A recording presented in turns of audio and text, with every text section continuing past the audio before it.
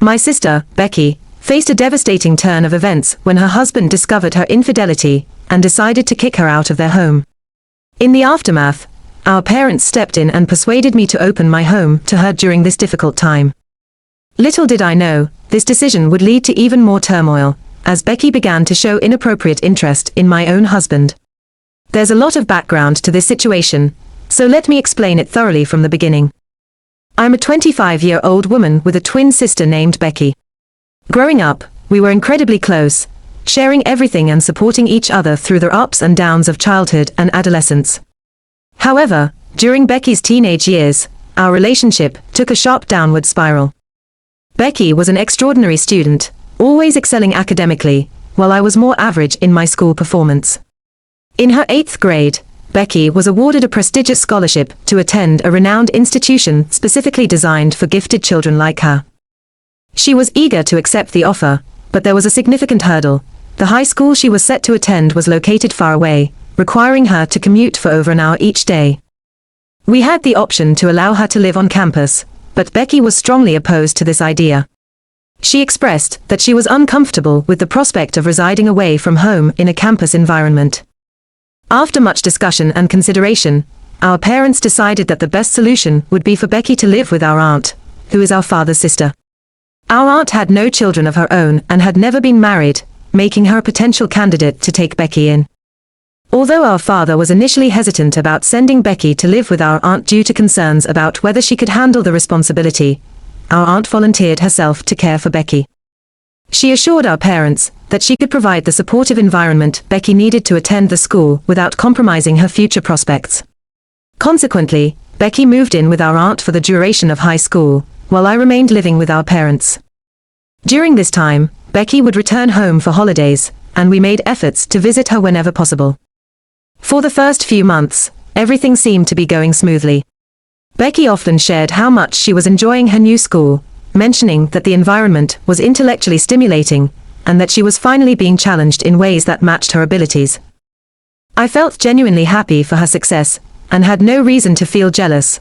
My main desire was to see her thrive. Whenever Becky talked about her school and her new friends, I would listen with happiness and encouragement, appreciating her achievements without any feelings of envy. She mentioned these things casually during our conversations, and everything felt normal. However, as time passed, things began to change. Becky's tone started to shift, and it felt as though she was trying to make me feel inferior by constantly highlighting her academic success. Initially, I thought I might be overreacting, but then we noticed other negative changes in her behavior.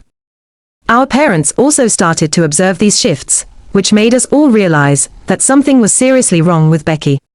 The transformation wasn't immediately obvious. It took considerable time for us to accept that Becky was becoming increasingly different, and unfortunately, deteriorating as a person. The changes started subtly. During our visits, Becky was less communicative than before and often seemed irritable or dismissive. We initially dismissed this behavior as a result of the stress and exhaustion from her demanding academic schedule. Our aunt also suggested that Becky might just need some personal time to unwind, and we accepted this explanation. However, as more time went by, Becky became increasingly snappy and irritable with us for seemingly no reason. Additionally, our parents learned that her academic performance was declining and that she was becoming troublesome in her classes, especially in her junior year. This was the tipping point that truly worried our parents. They had been considering bringing Becky back home for some time, but she adamantly refused, insisting that she preferred to stay among people like her and felt that she wouldn't fit into the high school I attended. Her refusal felt like a personal affront to me. The final straw came in the middle of the night, when our aunt contacted our parents, claiming that Becky had stolen a significant amount of money and had disappeared. The police conducted a search, and Becky was located within half an hour, attempting to buy drinks despite being underage. Although she was let off with a warning, our parents decided that it was time to bring her back home. Becky was extremely unhappy about this and resisted fiercely, displaying even more rebellious behavior than before. She protested vehemently, but our parents were resolute and forced her to return with us. Becky was required to attend the same high school I had gone to, and our parents insisted that she undergo therapy, recognizing that something had gone terribly wrong during her time living with our aunt. Initially, we believed that Becky's issues stemmed from her inability to keep up with her peers, or perhaps from bullying, leading her to break down emotionally. When she returned home, she was incredibly difficult to deal with, uncooperative with our parents and the teachers at our school, unpleasant towards our classmates, and frequently skipping classes. Although I couldn't prove it to our parents, I had seen her smoking near the school building several times. Becky had transformed into someone unrecognizable, and the change was both gradual and drastic. Naturally, our parents thought that therapy would help uncover the root of her problems, especially during her time with our aunt. However, it turned out that the real issue was our aunt's overbearing and controlling nature. During therapy, Becky opened up and revealed that our aunt was excessively controlling, pretending to be normal when we visited, but reverting to her domineering self as soon as we left. Becky felt that our aunt forced her to study relentlessly, leaving no time for anything else, including socializing with friends or enjoying leisure activities. Even during meals, our aunt insisted on educational activities instead of allowing Becky to watch something entertaining. This constant pressure led Becky to act out in various ways, but she was reluctant to return to our home, because it would mean giving up the unique opportunity she had at that prestigious school. Becky felt that attending a regular public high school would undermine her own talents and abilities. Our aunt had often told her that our grandparents never truly recognized her intellect or potential, despite Becky also being a gifted child. Because our parents had never acknowledged her uniqueness, Becky ended up in a mundane job that didn't pay well. She believed that if her parents had taken the time to nurture her intelligence, she could have achieved so much more. The fear of failure had been deeply ingrained in Becky, making her extremely paranoid and contributing to her refusal to return home initially. She thought that abandoning the school would guarantee her failure in the future, so she persevered despite the mounting pressure, eventually turning to alcohol and sneaking out to spend time with friends as a way to cope. Unfortunately, she was caught in the act, leading to her return home.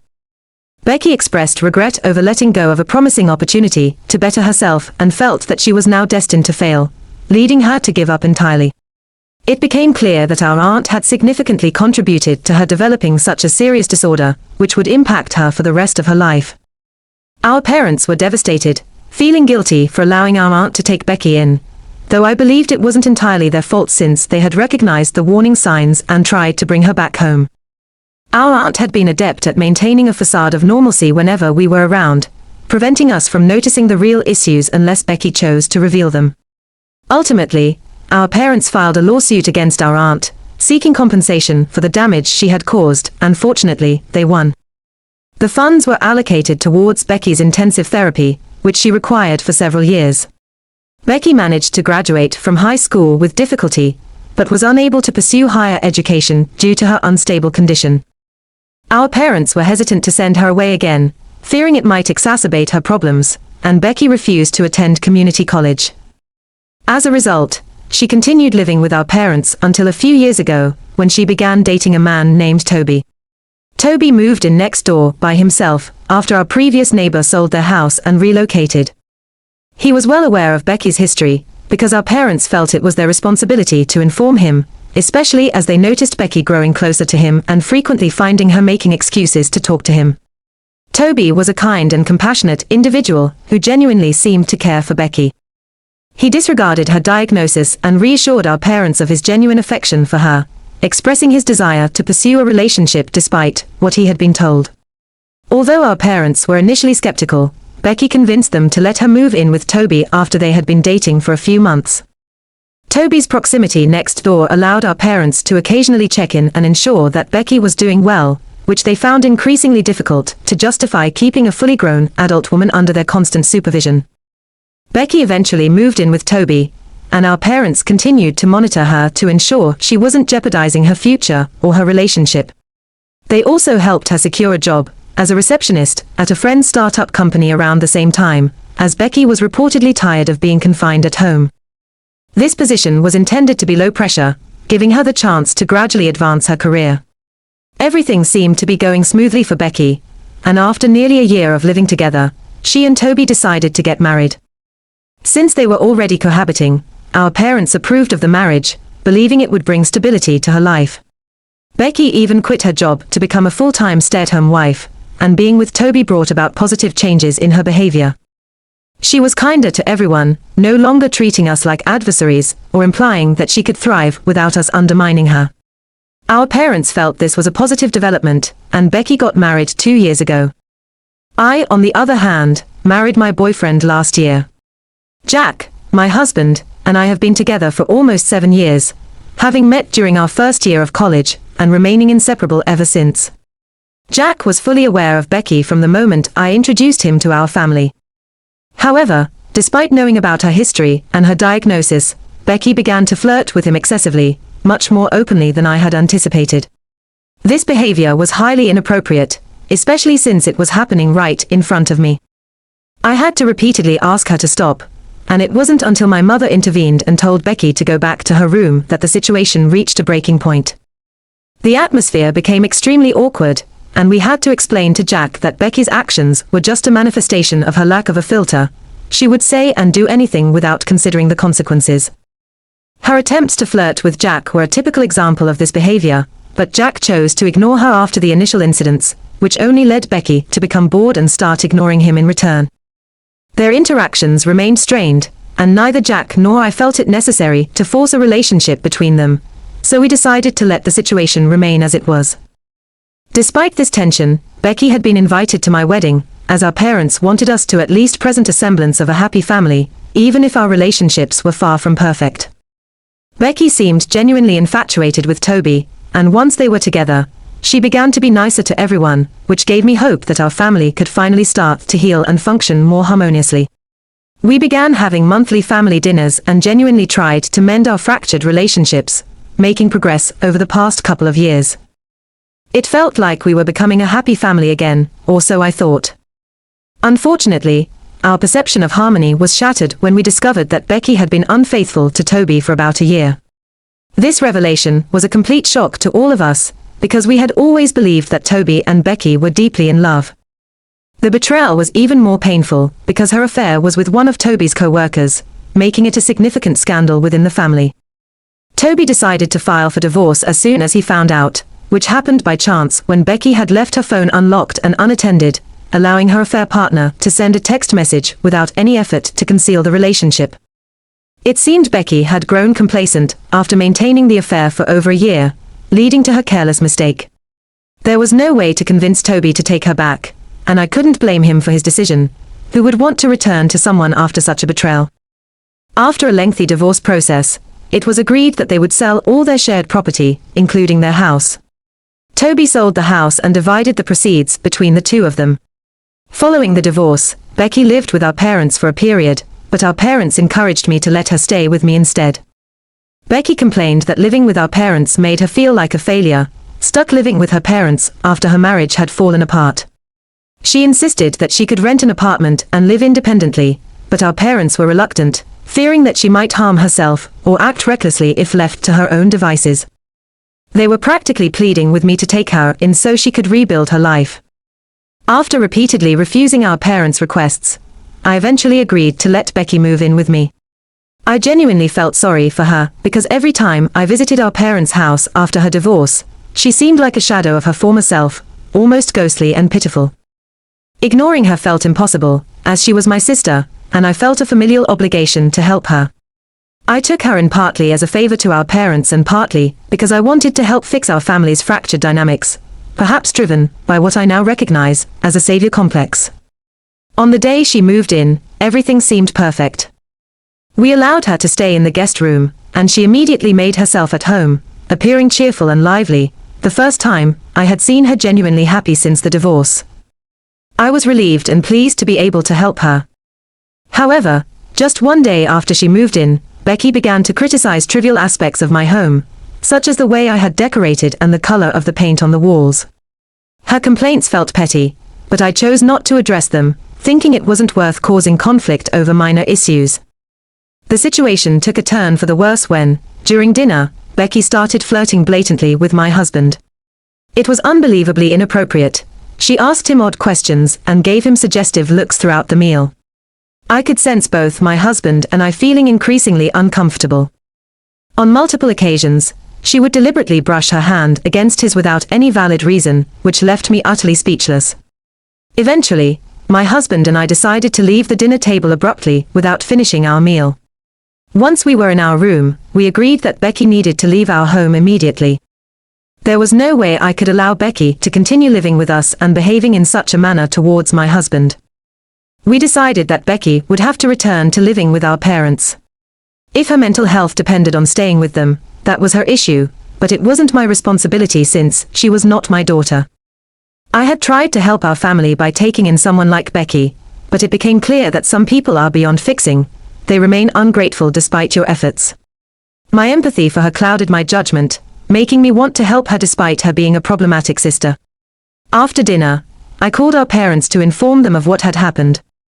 I expected them to be just as angry, as I was, and to demand that I send Becky back home immediately. However, they offered me an ultimatum: either I deal with Becky living in my house, or allow her to keep the house and move out myself. I was baffled by their suggestion to let her have this house, as it didn't make sense to allow someone to possess something that wasn't theirs. I insisted that they take Becky back, but our parents dismissed my concerns, claiming I was overreacting. They argued that as long as I trusted my husband, I had nothing to worry about, and that Becky was going through a tough time, so I should overlook her strange behavior and keep her around as part of the family. Frustrated and feeling unsupported, I snapped back at them, stating that I didn't owe them anything since Becky was their daughter, not mine, and it was their responsibility to care for her. Previously, I might have felt obliged to help, but after the situation backfired, I refused to continue entertaining their requests. Our conversation escalated, and they gave me no option but to accept that Becky would remain in my home, dismissing my insecurities. They ended the call abruptly without allowing me to respond. Feeling enraged by their entitlement, my husband and I returned to the living room to confront Becky about her inappropriate behavior. We expressed how uncomfortable her actions made us and informed her that she could no longer live with us. Becky's reaction was explosive. She immediately started screaming, accusing me of being jealous of her throughout our lives. She claimed that her only reason for moving in with us was to get closer to my husband, insinuating that she had sensed his lingering feelings for her and believed he wanted to pursue a relationship, which I had thwarted. According to her, she had taken matters into her own hands by moving in to facilitate his confession of feelings. My husband and I were stunned by her accusations, unable to comprehend the truth in her statements. A few moments later, my husband told Becky to leave and never return, which took her completely by surprise. She feigned indignation, asserting that she was aware of his attempts to cover up his actions to preserve his relationship with me. Enraged, I lost my composure and yelled at her to leave, to which she responded by screaming back and declaring that she was leaving anyway, because she saw no value in living with us, labeling us as a bunch of losers. Without further ado, she packed her belongings and departed swiftly. We had no idea where she went, and that night, craving some peace, my husband and I went to bed. However, our parents were unable to locate her since she wasn't answering any of their calls and hadn't returned to their home either, leaving us completely unaware of her whereabouts. In summary, our parents unfairly blamed me for Becky's disappearance, accusing my husband and me of causing the situation. While I do feel some guilt, I believe that if we had been kinder to her, things might have turned out differently. Ultimately, I had to make the tough decision to ask my narcissistic sister to leave my home. Update 1 ***. A few days have passed since my initial account, and I want to share that we have found Becky. She had been staying with a friend who lives a little out of town, which is why we couldn't trace her earlier. She is safe, but still as delusional and unstable as ever. When our parents located her, Becky refused to return with them, asserting that she was too good to live with her family anymore and desired her own place. She expressed frustration over relying on others, first on Toby, and then on our parents, and insisted that she wanted to rent an apartment and live independently. Surprisingly, our parents agreed with her decision. They didn't apologize to me or my husband directly. Instead, they sent a message stating that I should be grateful that nothing serious had happened to her. They also informed me that they were planning to buy her a new apartment soon, so she could save money and start anew. I found out about this through mutual friends, as Becky had been relentlessly posting about it on social media, and had blocked us everywhere after we kicked her out, likely out of embarrassment from the chaotic incident. Personally, I'm indifferent to her situation now. A friend of mine told me that Becky is probably not worth my time, as my attempts to be nice to her only led to further conflict. I've decided that I'm done with her and don't want any future interactions. My parents and I haven't spoken since, and they still blame me for Becky's brief disappearance, despite nothing serious occurring and Becky ultimately getting what she wanted. In a twisted way, she might even be better off now that she has her own apartment, but regardless, my husband and I are doing well. He remains my only family, and that's all that matters to me. Our parents and Becky can deal with their own issues. Update 2 ***. Becky has settled into her new apartment, which our parents arranged using funds from the lawsuit rather than the alimony money. It's been a considerable amount of time since then, but neither Becky nor our parents have changed their behavior. Neither party has reached out to apologize, and I've stopped hoping they ever will. Some people are simply too self-centered to consider anyone else's feelings, and Becky proved to be a narcissist. She should probably resume therapy, but I have no intention of suggesting it since she's no longer part of my family. My husband and I remain strong and happy together, and that's what truly matters to me. Our parents and Becky are left to handle their own lives without my involvement. Update 3 ***. 1 month has passed since Becky moved in with me, flirted with my husband, and was promptly kicked out of my house. As mentioned earlier, our parents provided her with a new apartment using their money instead of the alimony funds, wanting her to save money and start fresh. It's been over a month, and yet nothing has changed with either Becky or our parents. They haven't reached out to apologize, and I've ceased hoping for any reconciliation. Becky continues to be selfish and inconsiderate, and it's clear that she was a narcissist all along. While she might benefit from resuming therapy, I have no desire to engage with her anymore since she's no longer my family. My husband and I are thriving, and our happiness remains intact. Our parents and Becky can continue their lives separately, but I'm content with focusing on what truly matters to me, my husband and our life together.